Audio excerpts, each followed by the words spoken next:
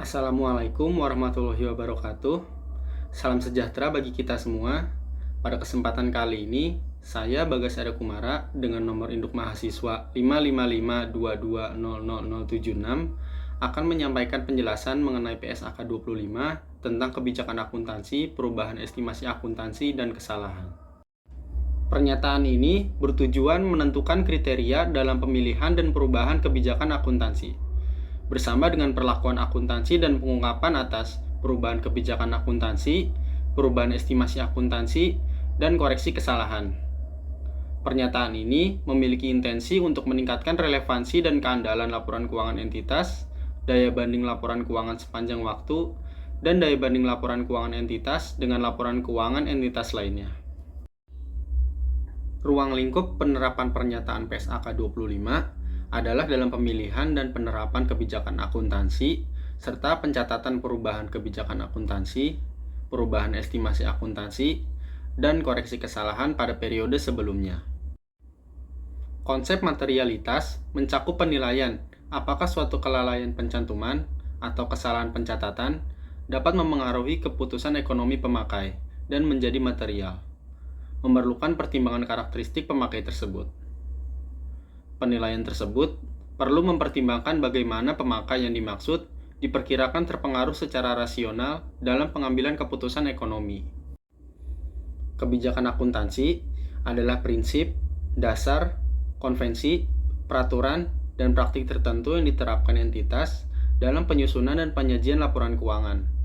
Dengan kata lain, dapat mempengaruhi pengakuan seperti kapan dan kondisi seperti apa yang perlu diakui, pengukuran tentang berapa banyak yang perlu diakui, dan penyajian terkait bagaimana disajikannya di laporan keuangan atas elemen seperti aset, liabilitas, ekuitas, pendapatan, dan beban pada laporan keuangan.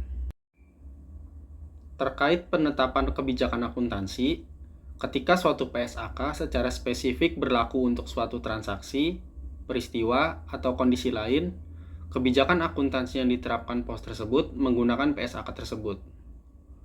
Namun, dalam hal tidak ada PSAK yang secara spesifik berlaku untuk transaksi, peristiwa, atau kondisi lain, maka manajemen menggunakan pertimbangannya dalam mengembangkan dan menerapkan suatu kebijakan akuntansi yang menghasilkan informasi yang relevan dan andal. Sumber acuan manajemen dalam membuat pertimbangan dalam penerapan kebijakan akuntansi sesuai dengan urutan sumber-sumber berikut. Yang pertama, persyaratan dan panduan dalam PSAK yang berhubungan dengan masalah serupa dan terkait. Yang kedua, definisi, kriteria pengakuan, konsep pengukuran untuk elemen laporan keuangan dalam kerangka dasar penyusunan dan penyajian laporan keuangan. Selain itu, manajemen juga menggunakan pertimbangan berikut sepanjang tidak bertentangan, seperti standar akuntansi terkini yang dikeluarkan oleh badan penyusun lain dengan kerangka dasar yang sama, literatur akuntansi, atau praktik akuntansi industri yang berlaku. Terkait konsistensi penerapan kebijakan, entitas memilih dan menerapkan kebijakan akuntansi secara konsisten untuk transaksi, peristiwa, dan kondisi lainnya yang serupa, kecuali PSAK secara spesifik mengatur atau mengizinkan pengelompokan pos-pos dengan kebijakan-kebijakan akuntansi berbeda adalah hal tepat. Jika PSAK mengatur atau mengizinkan pengelompokan tersebut, kebijakan akuntansi yang tepat dipilih dan diterapkan secara konsisten untuk setiap kelompok. Adapun, entitas mengubah suatu kebijakan akuntansi hanya jika perubahan tersebut dipersyaratkan oleh suatu PSAK atau untuk menghasilkan laporan keuangan yang memberikan informasi yang andal dan lebih relevan tentang dampak transaksi, peristiwa, atau kondisi lainnya terhadap posisi keuangan, kinerja keuangan, atau arus kas entitas. Penerapan perubahan kebijakan akuntansi bergantung kepada entitas mencatat perubahan kebijakan akuntansi akibat dari penerapan awal suatu PSAK sebagaimana yang diatur dalam ketentuan transisi dalam PSAK tersebut jika ada, dan jika entitas mengubah kebijakan akuntansi untuk penerapan awal suatu PSAK yang tidak mengatur ketentuan transisi untuk perubahan tersebut, atau perubahan kebijakan akuntansi secara sukarela, maka entitas menerapkan perubahan tersebut secara retrospektif.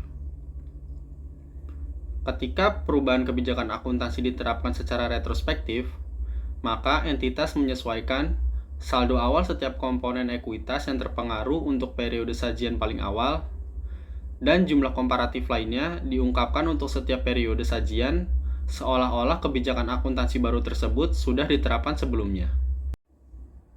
Estimasi harus melibatkan pertimbangan entitas berdasarkan informasi terkini yang tersedia dan dapat diandalkan. Banyak hal yang mempengaruhi elemen laporan keuangan yang tidak dapat diukur secara akurat, namun hanya dapat diestimasi karena ketidakpastian yang melekat pada aktivitas bisnis.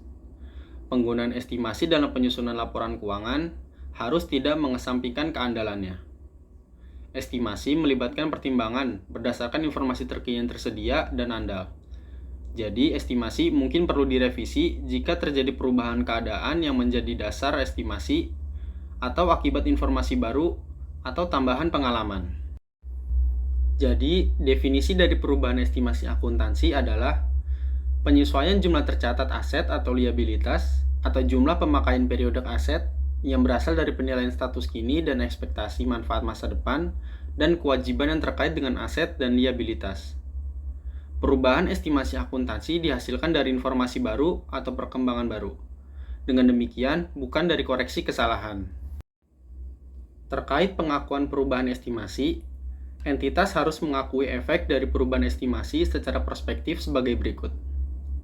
Sepanjang perubahan estimasi akuntansi mengakibatkan perubahan aset dan liabilitas, atau terkait dengan suatu item ekuitas, perubahan estimasi akuntansi tersebut diakui dengan menyesuaikan jumlah tercatat item aset, liabilitas, atau ekuitas yang terkait pada periode perubahan. Dampak perubahan estimasi akuntansi selain perubahan penerapan sebelumnya diakui secara prospektif dalam laporan laba rugi pada periode perubahan jika dampak perubahan hanya pada periode itu, atau periode perubahan dan periode mendatang jika perubahan berdampak pada keduanya. Terkait pengungkapan perubahan estimasi, entitas mengungkapkan sifat dan jumlah perubahan estimasi akuntansi yang berdampak pada periode berjalan atau diperkirakan akan berdampak pada periode mendatang, kecuali pengungkapan dampak pada periode mendatang tidak praktis untuk mengestimasi dampak itu. Jika jumlah dampak pada periode mendatang adalah tidak diungkapkan karena estimasinya tidak praktis, maka entitas mengungkapkan fakta tersebut. Berikutnya adalah pembahasan mengenai koreksi kesalahan. Kesalahan dapat timbul dalam pengakuan, pengukuran, penyajian, atau pengungkapan unsur-unsur laporan keuangan. Laporan keuangan dinilai tidak sesuai jika mengandung kesalahan material atau yang tidak material namun disengaja mencapai suatu penyajian laporan posisi keuangan, kinerja keuangan, atau arus kas tertentu.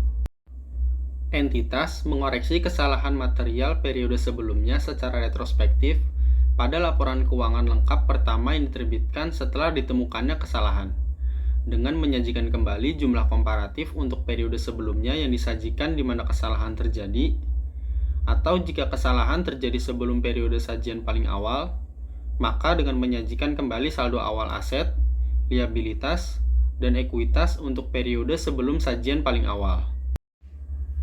Dalam pengungkapan koreksi kesalahan, entitas mengungkapkan hal-hal berikut. Yang pertama, sifat kesalahan periode lalu. Berikutnya yang kedua, jumlah koreksi untuk setiap periode sajian, sepanjang hal tersebut praktis yang mencakup untuk setiap pos-pos laporan keuangan yang terpengaruh, dan laba per saham dasar dan dilusian jika PSAK 56 diterapkan atas entitas.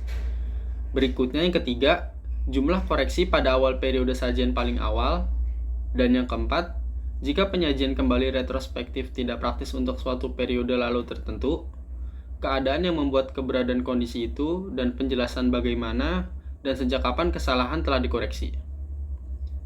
Laporan keuangan pada periode berikutnya tidak perlu mengulang pengungkapan tersebut.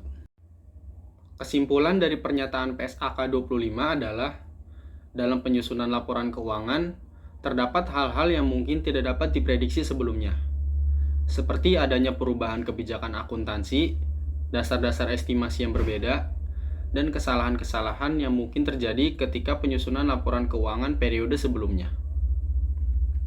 PSAK 25 membantu bagaimana cara untuk menyesuaikan penyusunan laporan keuangan terdahulu dengan yang akan datang, sehingga laporan keuangan per periode dapat menunjukkan dengan sempurna bagaimana keadaan perusahaan serta dapat menjadi acuan yang tepat dalam pengambilan keputusan terkait proyeksi masa depan perusahaan. Keandalan dan relevansi laporan keuangan serta daya banding laporan keuangan antar entitas akan dapat dipenuhi bila penerapan PSAK 25 dilakukan. Berikutnya adalah uraian kasus artikel atau jurnal yang berkaitan dengan PSAK 25. Berdasarkan hasil penelitian oleh Dian Oktarina dan Erida Helina, dalam penelitiannya yang berjudul Analisis Terjadinya Restatement pada Perusahaan yang Terdaftar di Bursa Efek Indonesia, disampaikan bahwa restatement dalam laporan keuangan dilakukan oleh perusahaan tidak serta-merta begitu saja tanpa ada suatu alasan. Berdasarkan PSAK 25, terdapat 3 jenis restatement yang dapat dilakukan oleh perusahaan, yaitu kebijakan akuntansi, estimasi akuntansi, dan koreksi kesalahan. Dalam poin pertama, restatement atas kebijakan akuntansi dilakukan oleh perusahaan terkait penerapan PSAK terbaru. Hal ini membuat perusahaan melakukan penerapan kebijakan dengan melakukan restatement atas laporan keuangan periode sebelumnya untuk menarik investor. Perubahan kebijakan ini diharapkan dapat membentuk pandangan positif dan membangun kepercayaan stakeholder, khususnya investor, kepada perusahaan terkait kepedulian perusahaan terhadap investor yang dibuktikan dengan perusahaan selalu menggunakan kebijakan terbaru di dalam laporan keuangannya, sehingga investor tidak salah dalam mengambil keputusan investasi. Hal ini sejalan dengan teori signaling, bahwa restatement atas kebijakan akuntansi membawa sinyal positif kepada investor karena dianggap memberikan keuntungan kepada investor terkait pengambilan keputusan yang lebih tepat. Dalam poin kedua, restatement atas estimasi akuntansi dilakukan dengan tujuan dan alasan, yaitu agar perusahaan dapat memberikan update informasi terbaru perusahaan terkait dengan perubahan komposisi atau jumlah atau persentase kepemilikan perusahaan terkait saham dan modal disetor kepada investor dengan harapan dapat memberikan sinyal positif kepada investor untuk berhati-hati dalam mengambil keputusan investasi. Hal ini sejalan dengan teori sinyal di mana restatement atas estimasi akuntansi memberikan sinyal positif kepada investor untuk berhati-hati dalam membuat keputusan berinvestasi di perusahaan. Dalam poin ketiga, tujuan dan alasan perusahaan melakukan restatement atas koreksi kesalahan adalah untuk melakukan koreksi atas kesalahan pencatatan atau perhitungan atau pengakuan dan lain sebagainya pada laporan keuangan periode sebelumnya. Restatement atas koreksi kesalahan membuat investor menjadi ragu atas kompetensi perusahaan emiten dalam menyusun laporan keuangan dan auditor KAP dalam melakukan pemeriksaan laporan keuangan. Dengan demikian, investor menjadi tidak tertarik dengan perusahaan dan akan menarik dananya kembali apabila investor tersebut sebelumnya telah menanamkan dananya ke perusahaan. Hal ini sejalan dengan teori sinyal yang menunjukkan bahwa restatement atas koreksi kesalahan menimbulkan sinyal negatif ke stakeholder, khususnya kepada para investor. Sekian penjelasan mengenai PSAK 25 tentang kebijakan akuntansi, perubahan estimasi akuntansi, dan kesalahan yang dapat disampaikan. Wassalamualaikum warahmatullahi wabarakatuh.